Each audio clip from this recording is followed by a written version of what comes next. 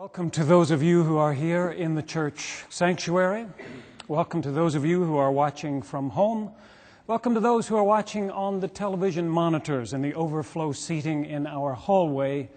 And welcome especially to those of you who are joining us for the first time or for the first time in a long time. It's good that you are here. For the last 3 weeks, we've been on a journey to the manger, guided by Luke's Christmas story and accompanied by the traditional Advent themes of hope and peace and joy and love. We started with hope and the story of Zechariah and Elizabeth, an elderly couple who had almost given up hope that God would someday give them a child. And then we moved on to peace and talked about the kind of peace Mary experienced when she said to that angel who came to her, "Let it be unto me according to your word." Last week we looked at the kind of joy that causes unborn babies to leap in the womb and expectant mothers to burst into song. Today we turn our thoughts to love, and I thought we might begin with the love story of Joseph and Mary. What do we know about it? Almost nothing. But we do know something about the courtship rituals and the marriage customs of first century Palestine. So we can speculate with some certainty. We know, for example, that when a young man had his eye on a young woman in those days, in those times, his father would generally go to her father to make the arrangements for a marriage. Can you picture this? The two fathers sitting down in the living room, working out the terms of this agreement while the young man stood nervously behind his father, clearing his throat and shifting from one foot to another. The one father would say, "Well, it's a good offer. It's a very good offer, but my daughter is a beautiful girl. She's a good cook. There are a lot of men who would love to be her husband." "Ah, yes," the second father would say, "but my son, he's a hard worker. Just look at the calluses on his hands. What a good provider he would be. Your daughter would never lack for anything." And so it would go back and forth like this until some kind of deal was struck. This part of the process was called the shidduchin, the matchmaking part. And part of it was determining a bride price, how much the young man was willing to pay for the privilege of having this young woman as his bride. It could be money, it might be property or livestock, but eventually the two fathers would nod their heads, a deal would be struck, they would pour out some wine, clink their glasses together, and drink a toast to the future of their children. That's when the prospective bride would be called into the room, accompanied by her mother, no doubt. And that's when the prospective groom would clear his throat and nervously proclaim his love for her and ask her to be his bride. Everything was up to her in that moment. Although it was assumed she would go along with whatever arrangement her father had worked out, the choice was still hers. And it must have been an anxious moment for that young man, waiting, wondering if she would say yes.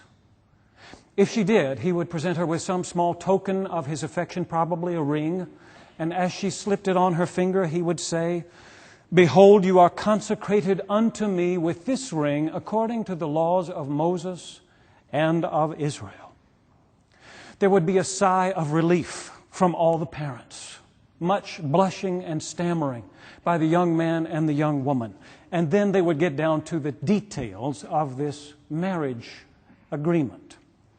There was a written contract in those days called a ketubah that would indicate the time and place and size of the wedding, as well as the dowry and the terms of the maintenance of the marriage. It was a kind of ancient prenuptial agreement. And these parents and these young people would work out the terms of the marriage, and finally, in the presence of 2 or 3 witnesses, signatures would be affixed, and there would be more pouring of wine, more clinking of glasses, more toasting the future of these promising young people. The whole ceremony was referred to as kiddushin, the engagement. And it was considered legally binding. When it was done, these two people were as married as anybody could be except for the fact that they had not yet had their wedding or come together in any sort of physical union. The betrothal was considered so binding that it could only be broken by an actual bill of divorcement. Now, of course, we don't know that it happened just this way for Joseph and Mary. There is a tradition that Joseph was a good bit older than Mary. And so perhaps his father wasn't able to negotiate the terms of this agreement. Maybe Joseph had to do it himself. But even if he did, the other aspects of the ritual would be the same. He would have asked Mary for her hand in marriage.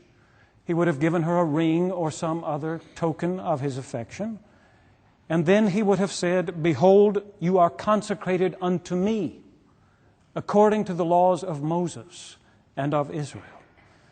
And after all the details had been worked out, after the ketubah had been signed, Joseph would have gone to prepare a place for Mary. Because this too was a part of the custom. In those days, a groom would typically take a year to add on to his father's house a room that would be set aside just for him and his new bride.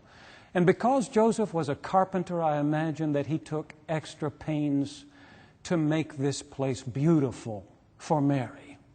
Tray ceilings, dental molding, double hung windows, everything to make it especially nice for her.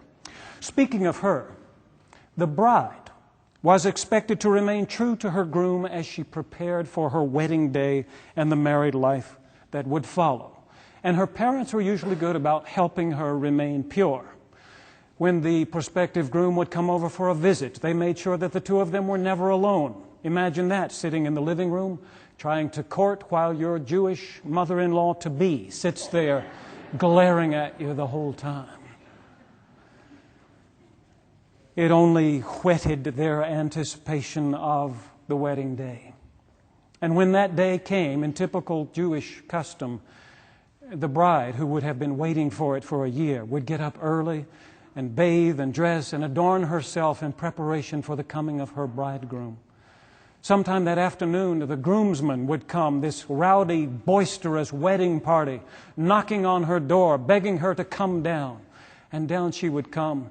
They would take her back to the groom's house, and there in front of the house, under something called a huppah, which was kind of a tabernacle, a cloth held up by 4 poles under which the bride and groom would meet, where the rabbi would pronounce blessings over them, 7 blessings, their marriage, their future, the prospect of children.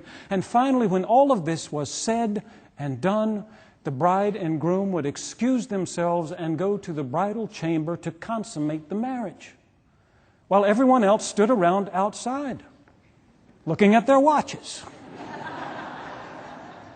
Until finally, the bridegroom would burst forth from the bridal chamber and say, "Our marriage has been consummated." Can you imagine that?